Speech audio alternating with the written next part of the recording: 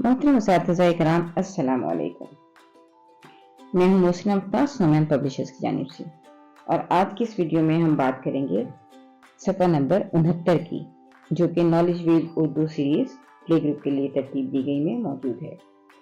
ये देखिए, यह है सफ़ा नंबर 69 और यहाँ हर्फ शीन का तारुफ मौजूद है। 3 आइकन्स मौजूद हैं, सुनना, बोलना और पढ़ना, और साथ साथ QR कोड है जिसकी मदद से आप डिटेल लेसन प्लान हासिल कर सकते हैं। यहाँ PDF फाइल मौजूद है जो आपको अवेलेबल है। फिर बच्चों को शीन जो है वो बोर्ड पे लिखिए या उनको फ्लैश कर दिखाइए और बच्चों से कहिए कि ये शीन है। शीन, शीन, शीन। शीन से शेर हो गया है ढेर। शीन से शेर हो गया है ढेर। बच्चों से कहिए कि वो आपके साथ साथ दोहराएं ताकि उनकी सुनने और बोलने की महारत पे काम किया जा सके। उसके बाद बच्चों को बताएं कि इस हर्फ का नाम है शीन और आवाज है श। नाम है शीन, आवाज है श।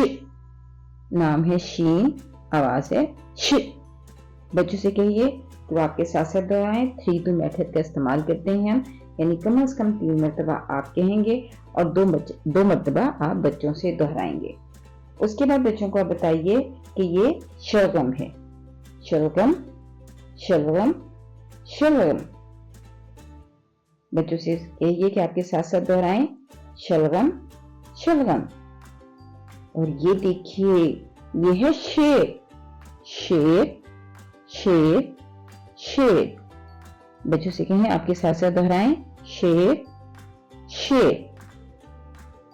उनको फिर इब्तिदाई आवाज का तारुफ करवाना है तो उनसे कहिए कि शलगम और शेर दोनों की इब्तिदाई आवाज एक ही है और वो है श।